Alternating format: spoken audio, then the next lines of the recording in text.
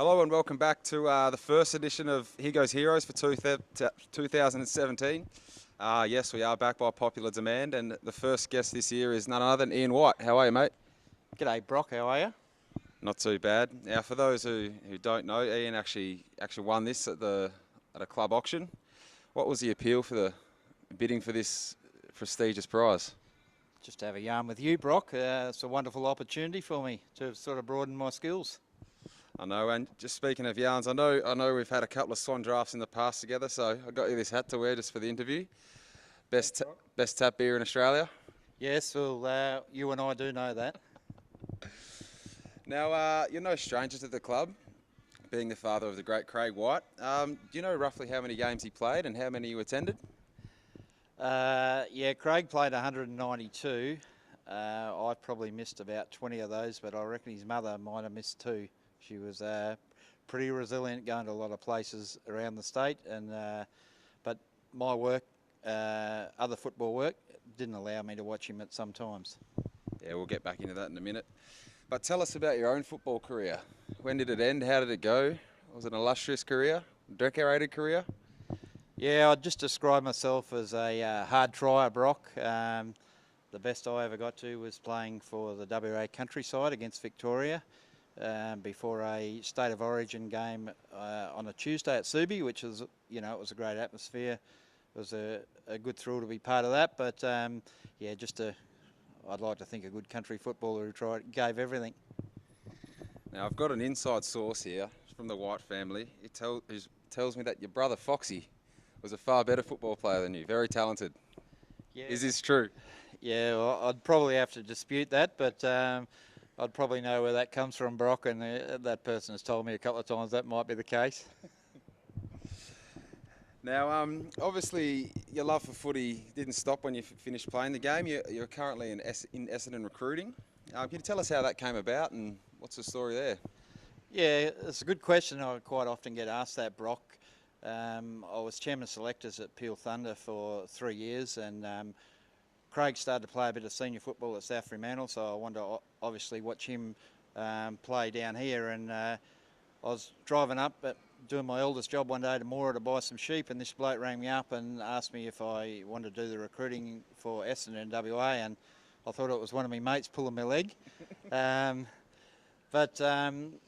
What it was, there was actually a runner of the Colts team at the time, Gavin Jarn. The list manager at Essendon, Adrian Dodoro, rang Gavin because the previous spotter had moved to another club, and he said, have you got any suggestions of people that would be able to do the job for Essendon? And he suggested my name, which I don't know how Gavin even thought of me, but it's a job I've really done. This will be my 12th year doing it, and yeah, it's been a fantastic experience. Met a lot of good people, and it's hard work, but I enjoy it. I guess you get the chance to watch a lot of footy, which is good as well.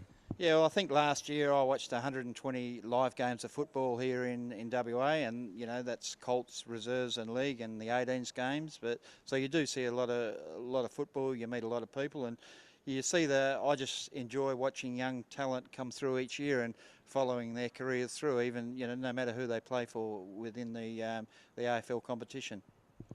Well, that's good. Now, can you tell us about your prize recruits? Is there any big name players that you've had your eye on since they were little?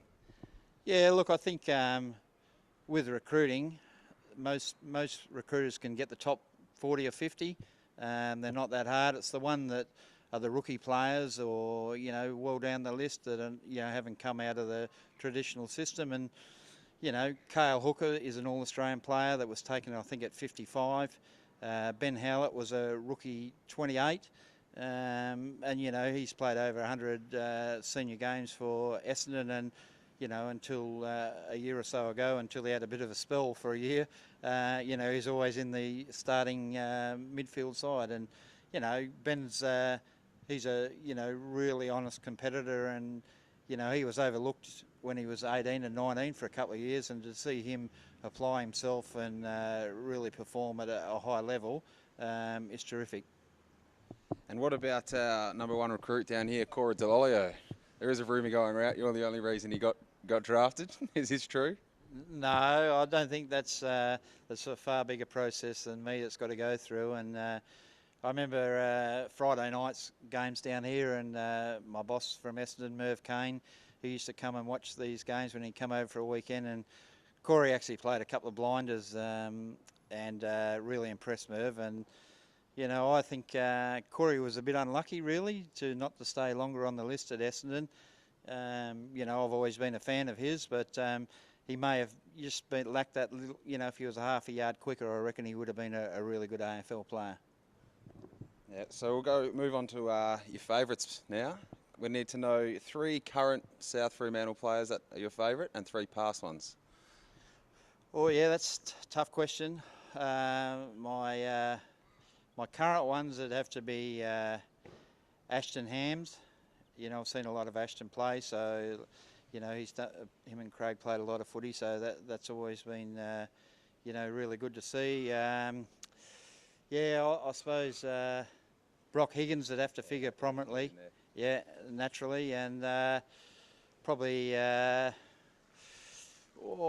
one would be, I'd have to say Ryan Cook, because if I don't say him, I'd be in a fair bit of trouble, I reckon. Mate, I'm just glad I got in there. What about past players? Yeah, past players. Well, I'm probably going to be, you know, go way back here, and people that the older people of South Fremantle might know, but a lot of the younger generation won't. Charlie Osmedi, who taught me when I was about 7 or 8 how to play football. He's a bookmaker in Kalgoorlie now, so he was always a favourite of mine when I was a kid.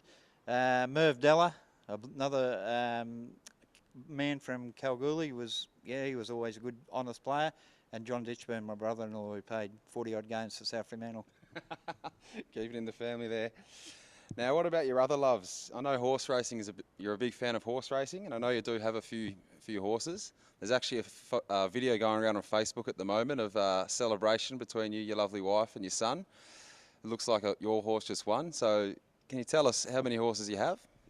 Yeah, look, I've got a small share in 3 horses, Brock, and yeah, that horse, Malibu Style, won the Crawford Stakes, which is a listed race at Ascot during the summer carnival, and that was a big thrill for the family. Been trying for a long time, and the first time it happened.